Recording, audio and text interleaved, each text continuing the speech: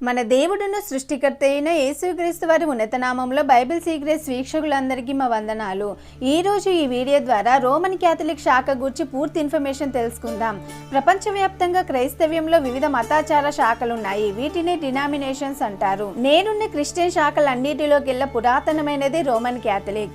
అపోస్తుల ద్వారా స్థాపించబడిన ఒకే ఒక శాఖ రోమన్ క్యాథలిక్. అందులో ఏ సందేహము లేదు. ప్రస్తుత ప్రపంచ క్రైస్తవ జనాభాలో 50%తో అనగా 120 కోట్లతో క్యాథలిక్ శాఖ వారు ఫస్ట్ ప్లేస్ లో ఉన్నారు. నేడున్న ఏ శాఖ పేరిట బైబిల్లో పత్రిక రాయబడలేదు, కానీ ఒక రోమాలో ఉన్న సంఘానికే పౌలు పత్రిక రాశాడు. పత్రికలో మొదటిదైన రోమీలకు రాసిన పత్రిక రోమా సంఘానికి రాసింది. అయితే ఇది స్థాపించబడిన 400 సంవత్సరాల తర్వాత అందులో అనేక మార్పులు జరపబడి తన మొదటి స్థితిని పూర్తిగా కోల్పోయింది. ఒక భయంకరమైన దుర్బోధగా మిగిలింది. ముందుగా మీకు ఒక రిక్వెస్ట్, మా వీడియోస్ కనుక మీకు నచ్చినట్లయితే లైక్ అండ్ సబ్స్క్రైబ్ చేసుకొని ఇంకా అనేకులకు షేర్ చేయండి. ఇప్పుడు రోమా సంఘ చరిత్రను తెలుసుకుందాం. ప్రారంభంలో ఎంతో అద్భుతమైన భక్తి చేసి సేవలో ఎంతో సహకరించి ఎన్ని శ్రమలు వచ్చినా వాక్యం కొరకు నిలబడింది రోమా సంఘం. క్రీస్తు శకం 312లో కాన్స్టాంటిన్ చక్రవర్తి మేగ్జెంటీన్లో యుద్ధం గెలిచి రోమా సామ్రాజ్యం మొత్తాన్ని హస్తగతం చేసుకున్నాడు. ఆ యుద్ధంలో గెలుపుకి కారణం యేసుక్రీస్తేనని కాన్స్టాంటిన్ నమ్మాడు. దాంతో క్రైస్తవులకు స్వతంత్రంతో పాటు సువార్తకి కావాల్సిన ధనం, సువార్థికులకు నివాసాలు, చర్చీలు, పన్నుల్లో రాయితీలు, క్రైస్తవులకు ప్రభుత్వ ఉద్యోగాలు, అధికార పదవులు, ఇలా అనేక సౌకర్యాలు కల్పించాడు. ఈ సౌకర్యాలకి ఆశపడిన సామాన్య జనులు తమ పాపాలని, ఆచార సాంప్రదాయాల్ని వదలకుండానే, మారమనస్సు పొందకుండానే బాప్తిస్మాలు తీసేసుకుని క్రైస్తవులుగా మారిపోయారు. సంఘంలో మొదటిసారిగా నామకార్థ క్రైస్తవులు చేర్చబడ్డారు. క్రైస్తవ్యానికి ఉన్న గొప్ప విలువలు, నిజ క్రైస్తవుల సంఖ్య ఘోరంగా తగ్గిపోయింది. సేవకులు అధికారాలపై ఆశ పెంచుకొని సుఖభోగాలకు అలవాటు పడ్డారు. తాము గొప్పవారమని, అందరూ తమను గౌరవించాలని విస్తారమైన కానుకలు సంఘానికి తేవాలని బోధించసాగారు. సత్యవాక్యాన్ని సూటిగా బోధించడం మానేశారు. అనేక మంది ఫాదర్లు, బిషపులు త్రాగుబోతులుగా, వ్యభిచారులుగా, తిండుబోతులుగా మారిపోయి సంఘాన్ని సక్రమంగా నడిపే బాధ్యతను నిర్లక్ష్యం చేశారు. క్రీస్తు శకం 400 సంవత్సరం దాటేసరికి తాము పూజించి యేసు రూపాన్ని ఊహించి చిత్రపటాన్ని గీయడం ప్రారంభించారు. యేసు చిత్రపటాన్ని, విగ్రహాల్ని తయారు చేసి సంఘంలో పెట్టి వాటిని పూజించేవారు. ప్రపంచంలో ఉన్న రోమా అనుబంధ సంఘాలన్నిటిలోనికి యేసు విగ్రహాలు ప్రవేశించాయి. విగ్రహారాధన మహాపాపంగా బైబిల్ చెప్తున్న బాధ్యత లేని వ్యసనపరులైన ఆనాటి బిషపులు ఆ దుష్క్రియను ఖండించకుండా ఆహ్వానించారు. ప్రపంచమంతా రోమన్ క్యాథలిక్ సంఘం ఒకటే ఉండేది. రోమ్లో ఉన్న మూల సంఘం ఏం చెప్తే మిగతా సంఘాలు అవి పాటించేవి. క్రీస్తు శకం 430లో ప్రపంచమంతా విస్తృతంగా రోమన్ క్యాథలిక్ సంఘాన్ని వ్యాప్తి చెందించాలని ఆ శాఖ అధ్యక్షులంతా నిర్ణయించుకున్నారు. ఎపేసీలో విగ్రహారాధన చాలా ఎక్కువ. వారొక దేవతను పూజించేవారు. ఆమె పేరు ఆర్తెమి లేదా డయానా.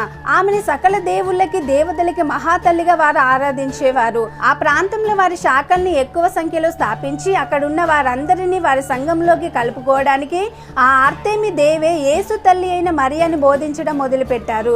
ప్రపంచంలో ఉన్న అన్ని ఇతర క్యాథలిక్ అనుబంధ సంఘాల్లోకి ఈ వార్త పంపించేశారు. అన్ని సంఘాల్లోనూ యేసు విగ్రహంతో పాటు మరియ విగ్రహం పెట్టబడింది. బైబిల్ని పక్కన పెట్టి వారికి తోచిన పద్ధతులు ప్రవేశపెట్టారు. వాటన్నిటిని క్యాథకిజం అనే పుస్తకంలో వ్రాసారు. క్యాథలిక్ వారు కొన్ని సిద్ధాంతాలు పాటించేవారు. వాటిని చూద్దాం. మొదటిది, చిన్నపిల్లలకి జ్ఞాన స్నానం లేదా బాప్తిస్మం ఇవ్వడం. అంటే చిన్నపిల్లలకే బాప్తిస్మాన్ని ఇచ్చేవారు. నిజానికి దేవుడు బాప్తిస్మం పొందడానికి కొన్ని షరతులు పెట్టారు.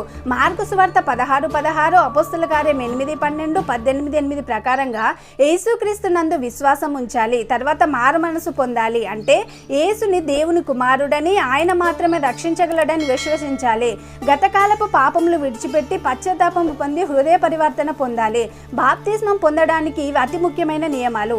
అయితే ఇక్కడ మనం ఒకటి ఆలోచించాలి. ఒక పసిపిల్లవాడికి యేసే దేవుడని తెలుస్తుందా? క్రీస్తు నన్ను విశ్వాసం ఉంచుతాడా? రోమా 10:9 ప్రకారం ఒకరు రక్షించబడాలంటే హృదయం ముందు విశ్వసించి నోటితో ఒప్పుకోవాలి కదా. ఆ పసిబిడ్డ అది చెయ్యగలడా? ఒక పసిపిల్లవాడు పాపాలు ఒప్పుకుంటాడా? మారు మనస్సు పొందని వాడికి, మన పాపాలు ఒప్పుకొని వాడికి బాప్తిస్మం ఇయ్యకూడదు.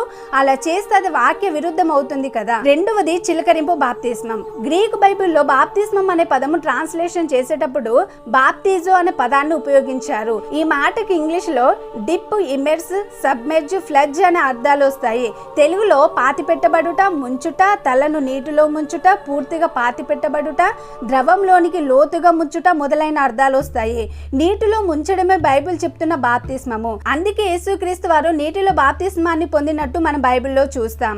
4 చుక్కలు నీరు చల్లించుకుంటే సరిపోతుందంటే నదిలో దిగడం దేనికి? యోహాను సువార్త 3:23లో చూస్తే సలీము దగ్గరనున్న ఐనోనను స్థలమునకు నీళ్లు విస్తారంగా ఉండెను గనుక యోహాను కూడా అక్కడ బాప్తిస్మం ఇచ్చుచూ ఉండెను. జనులు వచ్చి బాప్తిస్మం పొందిరని చూస్తాం.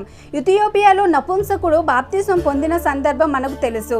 అపోస్తల కార్యం 8:36లో చూస్తే వారు త్రోవలో వెళ్ళుచుండగా నీళ్లున్న ఒక చోటికి వచ్చినప్పుడు నపుంసకుడు, ఇదిగో నీళ్లు, నాకు బాప్తిస్మం ఇచ్చుటకు ఆటంకమేమీ లేదని అడిగి రథంలో నిలబమని ఆజ్ఞాపించనని చూస్తాం. పిలుపు నపుంసకుడు రథంలో ప్రయాణిస్తుండగా నీరుగల ప్రదేశం కనిపించి ఆగారు. ఆ నపుంసకుడు ప్రయాణం చేస్తుండగా త్రాగడానికి నీళ్లు ఖచ్చితంగా తీసుకెళ్తాడు. చిలకరింపు బాప్తిస్మంకి అవి చాలు కదా. కానీ నీరుగల ప్రదేశానికి వచ్చి, ఇదిగో నీరున్నది కదా, నేను బాప్తిస్మం ఇచ్చుటకు ఆటంకమేమీ లేదు కదా అన్నాడు. పిలుపు నపుంసకుడు ఇద్దరును నీళ్ళలోకి దిగిరని చూస్తాం. చిలకరించుకొని బాప్తిస్మం పొందడం కోసం నీటి మడుగు లోపలికి దిగి వస్త్రాలని తడుపుకునే వారు కాదు కదా. మూడవది మరియకు ప్రార్థన చేయుట. యేసుని శిష్యులు ప్రార్థన ఎలా చేయాలని అడిగినప్పుడు మత్తయి సువార్త 6:9లో చూస్తే ఆయన స్వయంగా దేవునికి ప్రార్థన చేయాలని నేర్పించాడు. కానీ మరియకు చేయమని చెప్పలేదు. బైబిల్లో ప్రతి చోట యేసు నామంలోనే ప్రార్థించమని చెప్పబడింది. మరియా లేదా చనిపోయిన భక్తుల పేరిట ప్రార్థించమని చెప్పలేదు. బైబిల్లో ఎవరు తల్లి అయిన మరియ నామంలో ప్రార్థించలేదు కూడా. 4వది మనుషులను మధ్యవర్తులుగా చేసుకొనుట. దేవుడొక్కడే, దేవునికి నరులకు మధ్యవర్తి ఒక్కడే, ఆయనే యేసుక్రీస్తు నరుడు. 1 తిమోతి 2:5లో ఇంత స్పష్టంగా దేవుడు చెప్తుంటే రోమన్ క్యాథలిక్ వారు ఎప్పుడూ చనిపోయిన వారిని మధ్యవర్తులుగా భావిస్తారు. చనిపోయిన పోపులను మరియను మధ్యవర్తులుగా భావించి తమ విజ్ఞాపనలను వారికి తెలియజేస్తుంటారు.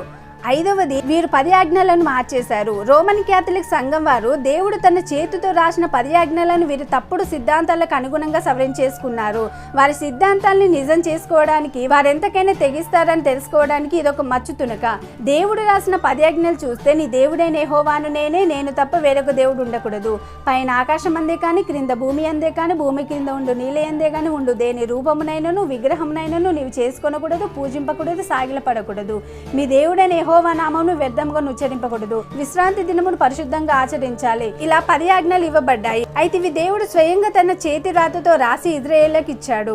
ఇప్పుడు క్యాథలిక్ వారు రాసిన 10 ఆజ్ఞలను చూస్తే 1వది సర్వేశ్వరుని మాత్రం ఆరాధింతువు గాక, 2వది సర్వేశ్వరుని నామమును వ్యర్థముగా పలకకుందువు, 3వది సర్వేశ్వరుని పండుగ దినమును పరిశుద్ధపరచుదువు గాక, 4వది తల్లిదండ్రులను గౌరవించుదు గాక. తమ విగ్రహారాధనకి వ్యతిరేకంగా ఉన్న దేవుని మాటలను ఎలా మార్చేశారో చూడండి.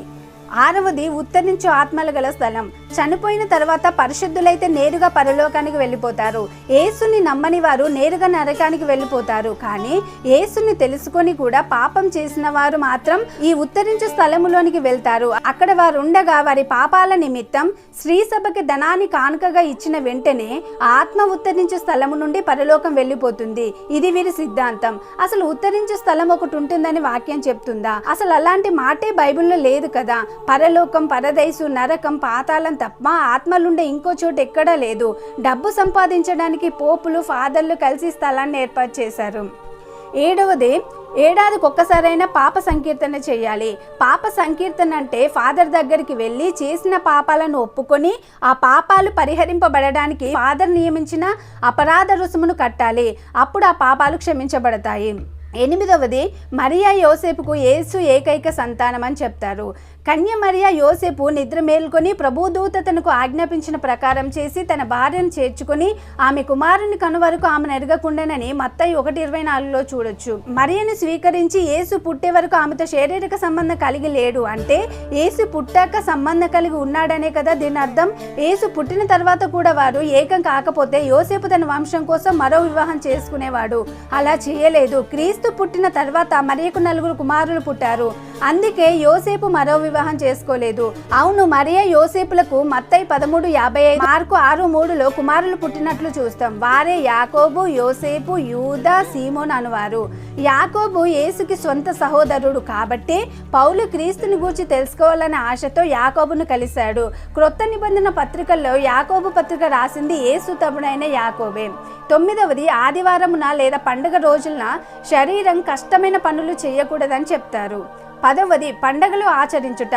మట్టల ఆదివారం, విభూది బుధవారం, Lent days, Good Friday, Easter, Christmas, తిత్వ పండగ, మరియ పవిత్ర జననం మరియు ఆరోహణ దినం, ఇలా ఎన్నో లోక సంబంధమైన పండుగల పద్ధతులను రోమన్ క్యాథలికులు ప్రవేశపెట్టారు. 1507లో మార్టిన్ లూథర్ రోమన్ క్యాథలిక్ చర్చిలో బోధకుడిగా నియమితుడై అందరిలా బైబిల్ని క్యాథలిక్ కోణంలో కాకుండా పూర్తి పరిశీలన చేసి నాటి మత పెద్దలు బోధిస్తుంది తప్పని చెప్పాడు. బైబిల్కు విరుద్ధంగా ఉన్న వారి అధికారాలు, బోధనలను వ్యతిరేకిస్తూ ప్రొటెస్ట్ చేశాడు. అలా అప్పుడు ప్రారంభమైంది ప్రొటెస్టెంట్ క్రైస్తవ్యం. క్యాథలిక్ బోధకులు ప్రజల్ని నియంత్రిస్తూ బైబిల్ కు వ్యతిరేకంగా బోధించడం వల్ల వేలాది మంది ప్రొటెస్టెంట్ క్రైస్తవులు క్యాథలిక్ సంఘాన్ని వ్యతిరేకించారు. దాంతో నాటి రోమన్ క్యాథలిక్ సంఘం వారిని చంపేసింది. వీరినే ప్రొటెస్టెంట్లు అంటారు. బైబిల్ పై, క్రైస్తవ్యంపై సర్వ హక్కులు తమకే కలిగి ఉన్నట్లుగా బైబిల్ బోధన చేసే అధికారం కేవలం క్యాథలిక్ మత పెద్దలు మాత్రమే కలిగి ఉండి ఇతరులకు బైబిల్ని చదివే అవకాశాన్ని కల్పించేవారు కాదు. వారు చెప్పిందే వేదం కాదన్న వారిని దైవద్రోహులుగా చిత్రీకరించేవారు. అయితే తర్వాత కాలంలో మార్టిన్ లూథర్ గారు అనేక భాషల్లోకి బైబిల్ని ట్రాన్స్లేషన్ చేయడం ద్వారా అనేకులు బైబిల్ని చదివి నిజాలు తెలుసుకున్నారు. కాలక్రమేణా బైబిల్కి వ్యతిరేకంగా ఉండే రోమన్ క్యాథలిక్ పద్ధతులు, ఆచారాలన్నింటినో ఇప్పటి ప్రొటెస్టెంట్లు కూడా పాటిస్తున్నారు. కాబట్టి మనం వారిలో ఉండకుండా లోక సంబంధమైన ఆచార వ్యవహారాలను విడిచిపెట్టి ఆత్మీయంగా ముందుకు సాగుదాం. దేవుడు మిమ్మల్ని దీవించును గాక. ఆమేన్.